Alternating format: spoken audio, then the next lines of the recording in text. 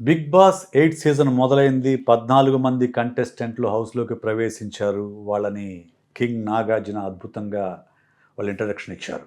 అయితే ఈ ఇంట్రడక్షన్ సందర్భంలో నాగార్జున అడిగిన కొన్ని ప్రశ్నలు ఆ కంటెస్టెంట్ల యొక్క పర్సనాలిటీని రిఫ్లెక్ట్ చేసేలాగా ఉన్నాయి.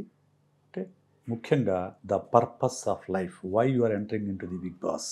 What it means to you అనేది అడిగారు. సో, దానికి సంబంధించి వాళ్ళు సమాధానాలు చెప్పారు. వాటి ఆధారంగా మనం వాళ్ళ పర్సనాలిటీ విశ్లేషించుకుందాము. అలాగే దీని నుంచి మనం ఏం నేర్చుకోవచ్చనే విషయం తెలుసుకోవాలని అంటే వీడియో చివరిదాకా చూడండి.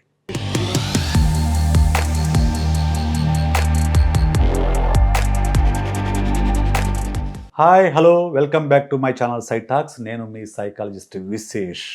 బిగ్ బాస్ సిరీస్‌లో ఇది 4గో వీడియో.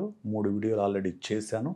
బిగ్ బాస్ యొక్క చరిత్ర, అలాగే బిగ్ బాస్‌లో చెప్పే పాజిటివ్ సైకాలజీ, అలాగే బిగ్ బాస్‌లో ఉన్న నెగెటివ్స్ ఏవైతే ఉన్నాయో 3 వీడియోలు చేశాను. ఈ వీడియో నుంచి మనం బిగ్ బాస్ పైన సైకలాజికల్ అనాలిసిస్ ఇవ్వడంతో పాటు దాని నుంచి ఒక కామన్ మ్యాన్ ఏం నేర్చుకోవచ్చు అనే విషయం మీద positive side of the Bigg Boss మీద నేను చూస్తున్నాను. నేను కూడా చూశాను సోషల్ మీడియాలో చాలామంది బిగ్ బాస్ పైన ఎవరో నా పోస్ట్ కింద కామెంట్ చేశారు. జబర్దస్త్‌కి ఎక్కువ, పోర్న్‌కు తక్కువ అని చెప్పేసి. నాకు అర్థం కాలేదు అసలు. అందులో పోర్న్ ఏముందో నాకు అది అర్థం కాలేదు. నేను దరిదాపు అన్ని సీజన్లు చూశాను. పోర్న్ ఏముంది అందులో? పోర్న్ అనేది ఇద్దరు వ్యక్తులు న్యూడ్ బాడీతో సెక్షువల్ యాక్టివిటీ మొత్తం స్క్రీన్ పైన కనిపిస్తే అది పోర్న్ అంటారు. ఇందులో పోర్న్ ఏముంటుంది? మహా అయితే ఫ్లర్టింగ్ ఉంటుంది. లేకుంటే కొంచెం రొమాన్స్ ఉంటుంది. అంతకుమించి పోర్న్ ఎక్కడుంది? Right. So, as a psychologist ఇంకొకాయనేమో నువ్వు బిగ్ బాస్ పైన వీడియోలు చేసే స్థాయికి దిగజారిపోయావు అని చెప్పేసి అన్నట్టుగా కామెంట్ పెట్టాడు. నేను దిగజారిపోవడం ఏంటయ్యా బాబు!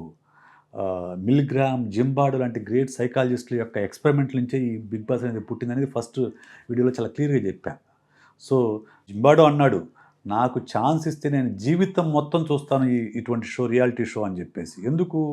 It is a great way to explain psychology to common man. అందరూ ఎందుకు చూస్తారు బిగ్ బాస్? ఎంటర్‌టైన్‌మెంట్ కోసం చూస్తారు. మీరు, నేను అందరం కూడా మాక్సిమం ఎంటర్‌టైన్‌మెంట్ కోసం చూస్తాం. నిన్న 3,00,000 మంది లైవ్ చూశారు. 3,00,000 మంది 7 గంటల నుంచి 10 గంటల వరకు 3 గంటల పాటు లైవ్ చూశారు. ఎందుకు చూశారు? ఎంటర్‌టైన్‌మెంట్. ఓకే. అయితే మా పర్పస్ ఏంటంటే ఆ ఎంటర్‌టైన్‌మెంట్‌ని తీసుకొని దాంట్లో నుంచి కామన్ మ్యాన్‌కి ఉపయోగపడే సైకాలజీ పాఠాలు చెప్పొచ్చు అనేది మిల్‌గ్రామ్, జింబార్డో అటువంటి వాళ్ళు చెప్పారు కాబట్టి దాన్ని బేస్ చేసుకొని నేను కూడా ఈ వీడియోలు చేస్తున్నాను. Okay. Coming back to show. నిన్న ఇంట్రడక్టరీ గ్రాండ్ ప్రీమియర్ జరిగింది. 14 మంది కంటెస్టెంట్లు వెళ్ళారు. ఈ సందర్భంగా కింగ్ నాగార్జున వాళ్ళని కొన్ని ప్రశ్నలు అడిగారు. ఆ ప్రశ్నలకి వాళ్ళు కొన్ని సమాధానాలు చెప్పారు. వాటన్ని ఒక్కొక్కటి కూడా మనం చూసుకుంటూ వాళ్ళ యొక్క పర్సనాలిటీ లేకుంటే వాళ్ళ యొక్క బిహేవియరల్ అనాలిసిస్ గురించి మాట్లాడుకుందాం. ఫస్ట్ యష్మి వచ్చింది ఫస్ట్. టీవీ సీరియల్ యాక్ట్రెస్ అట. సో, ఈ అమ్మాయి ఏం చెప్పింది? ఎందుకు వస్తున్నావు అంటే emotional mastery, deep personal connection కావాలి నాకు బిగ్ బాస్‌లో. అలాగే నా ఎమోషన్స్ నేను మాస్టర్ చేసుకోవాలని చెప్పింది. అలాగే నేను కోపం, ఎమోషనల్ ఇన్‌స్టెబిలిటీ, నాకు చాలా కోపం త్వరగా వస్తుంది అని చెప్పింది తను. రైట్.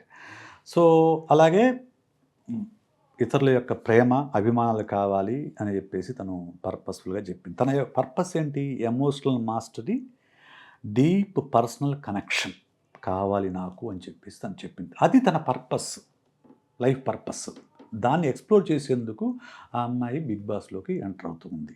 అరే! బిగ్ బాస్‌లో ఎందుకు ఎక్స్‌ప్లోర్ చేయాలి? దీన్ని బయట ఎందుకు ఎక్స్‌ప్లోర్ చేయదనే ప్రశ్న చాలామంది, ఈ కోతి ప్రశ్నలు చాలామంది వేస్తూ ఉంటారు. అరే బాబు! మీరు, నేను అందరం కూడా బయట కూడా నటిస్తూనే ఉంటాం. అందరూ నటించేవాళ్ళే. అందరూ మహానటులే.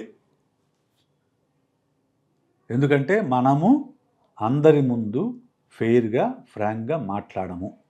మనిషి ముందు మనిషి మాట మాట్లాడతారు చాలామంది. అలాగే అది ఇక్కడ జరుగుతుంది. ఇంకా అక్కడ కెమెరాలున్నాయి కాబట్టి, సీక్రెట్ కెమెరాలున్నాయి కాబట్టి ఎక్కడ ఎవరు ఏం మాట్లాడినా చూపించాలనుకున్న దాన్ని చూపించేస్తారు. ఇక్కడ అది ఉండదే. ఇక్కడ మన నిజ జీవితంలో ఏంటి? మనం మాట్లాడింది ఎవరు షూట్ చేయరు. అంటే మన మాటకి ఎక్కడ సాక్ష్యాలు ఉండవు. మనం ఏమైనా మాట్లాడేసేయొచ్చు. కాబట్టి అటువంటి కామెంట్స్‌ని పక్కన పెట్టేసేయండి. నెక్స్ట్ వచ్చింది నిఖిల్. నిఖిల్ ఇతను కూడా టీవీ సీరియల్ యాక్టర్ అట. నాకు తెలీదు. ఓకే. ఇతనేమన్నాడు? Seeking peace of mind.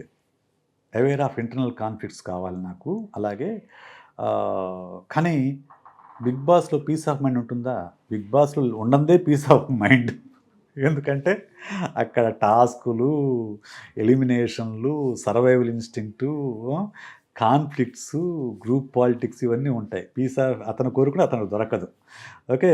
అతనేం కోరుకున్నాడు, లైఫ్ పర్పస్ ఏమన్నాడు? Finding inner balance and managing stress. నా స్ట్రెస్ నేను మేనేజ్ చేసుకోవాలి. నేను ఇన్నర్ బ్యాలెన్స్ కావాలని కోరుకున్నాడు. అది సాధ్యమవుతుందా చెప్పండి? బిగ్ బాస్ అంటేనే అసలు స్ట్రెస్‌ఫుల్ సిట్యుయేషన్. ఎవ్రీ డే ఒక స్ట్రెస్ క్రియేట్ అవుతూ ఉంటుంది. సో, ఇతను దాంతో ఎంత కోప్పపోతాడో మనం రాబోయే ఎపిసోడ్‌లో చూడాలి. సో, మూడో వ్యక్తి 'అభయ్ నవీన్'. ఇతని గురించి నాకు కొంచెం తెలుసు. ఎందుకంటే 'పెళ్లి చూపుల్లో' యాక్ట్ చేశాడు కాబట్టి, ఆ తర్వాత అక్కడక్కడ కొన్ని సినిమాలో కనిపించాడు కాబట్టి, ఇతని గురించి కొంచెం ఐడియా ఉంది. సో, ఇతను చెప్పింది, అతను వాళ్ళ ఫాదర్ చనిపోయాడు. చనిపోయిన తర్వాత నేను డైరెక్షన్ చేశాను గాబట్టి, 'రామన్న యూత్' అనే సినిమా డైరెక్ట్ చేశాడు గాబట్టి, నేను సినిమాలకు దూరమయ్యా, నటనకు దూరమని చాలామంది అనుకుంటున్నారు. కాబట్టి ఆహ్, నేను మళ్ళీ నా సర్వైవల్ కోసము, నేను మళ్ళా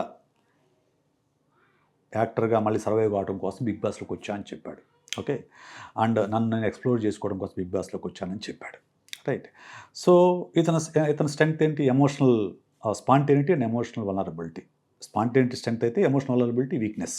సో, ఈ ఫాదర్‌ని కోల్పోయిన ఆ గ్రీఫ్‌ని కూడా అతను డీల్ చేయాల్సిన అవసరం ఉంది. ఇతనేం చెప్పాడు? Healing from loss, embracing spontaneity. అంటే ఆ ఫాదర్‌ని కోల్పోయి కెరియర్‌ని కొంచెం ఒడిదుడుకుల్లో పడ్డ దాని నుంచి మళ్ళీ నాకు కొంచెం అవకాశాలు అందుకోవడం కోసం నేను బిగ్ బాస్ ఒక వేదికగా తీసుకున్నానని చెప్పాడు. అదే అతని purpose of entering into the Bigg Boss. Next 'Prerana' అనే అమ్మాయి వచ్చింది. ఈమె కూడా టీవీ సీరియల్ యాక్ట్రెస్ అట. నేను 'రష్మిక మందన్న' ఫ్రెండ్ అని చెప్పింది. సో, ఈ అమ్మాయి చెప్పింది ఆసక్తికరంగా ఉంది. నేను ఈ అమ్మాయి చాలా క్లియర్‌గా ఏం చెప్పిందంటే, నాకు డబ్బు, హ్యాపీనెస్ కావాలి, జాలీగా ఉండాలి. ఓకే. డబ్బు, హ్యాపీనెస్ కావాలి, జాలీగా ఉండాలి అని చెప్పింది. సో, పర్పస్ ఆఫ్ ఎంటరింగ్ అంటే finding Joy and stability in life అని చెప్పింది. అంటే దీని ద్వారా వచ్చే డబ్బు ద్వారా నేను కొంత లైఫ్‌లో స్టేబుల్‌గా ఉంటానని ఆశాభావాన్ని ఆ అమ్మాయి వ్యక్తం చేసింది. ఓం ఆదిత్య నాకు తెలుసు కొంచెం. ఎందుకంటే ఆయన 'లాహిరి లాహిరి లాహిరిలోని' సినిమాలో, ఆ తర్వాత కొన్ని తెలుగు సినిమాలో కూడా యాక్ట్ చేశాడు. అయితే మనం ఏమనుకుంటామంటే, సినిమా స్టార్‌లంటే వాళ్ళ జీవితాలు చాలా కలర్‌ఫుల్‌గా ఉంటాయనుకుంటాం. అందరూ మనుషులే ఫస్ట్. అందరూ మనుషులే.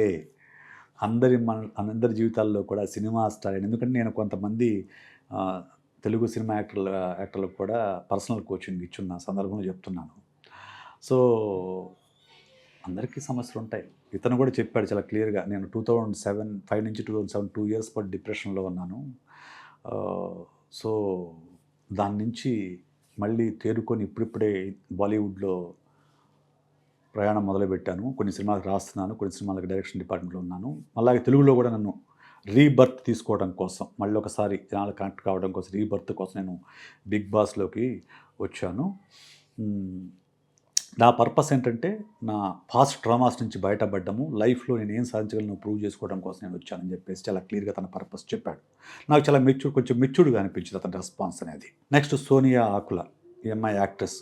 'ఆర్‌జీవి దిశ' సినిమాలో హీరోయిన్‌గా యాక్ట్ చేసి లీడ్ రోల్‌గా యాక్ట్ చేసింది. ఆ అమ్మాయి కొంచెం నెర్వస్‌గా ఉందని చెప్పింది. అలాగే తనేదో 9 మంత్స్ థియరీ అనేదో చెప్పింది. ఎవరితో నేను డేట్ చేయాలన్నా, ఇష్టపడాలన్నా గాని కనీసం 9 మంత్స్ చూస్తాను. 9 మంత్స్ చూసి వాళ్ళు అప్పటికి కూడా సర్వైవ్ అయితే, అప్పుడు నేను వాళ్ళతో డేట్ చేయడానికి ఇష్టపడతానని చెప్పేసి ఏదో 9 మంత్స్ థియరీ ఏదో చెప్పింది. ఫ్రెండ్‌షిప్స్‌కి, కనెక్షన్‌కి ఎక్కువ వాల్యూ ఇస్తాను. సో, నేను ఈ బిగ్ బాస్‌లో ఈ ఎక్కువ మీనింగ్‌ఫుల్ రిలేషన్‌షిప్ ఏర్పడాలని కోరుకుంటున్నాను. అలాగే నాకున్న యాంగ్జైటీని ఎలా మేనేజ్ చేయాలో ఇక్కడ నేర్చుకోవాలని కోరుకున్నాను అని చెప్పింది. కానీ బిగ్ బాస్‌లో యాంగ్జైటీ పెరుగుతుంది తప్ప తగ్గే అవకాశాలు చాలా తక్కువ.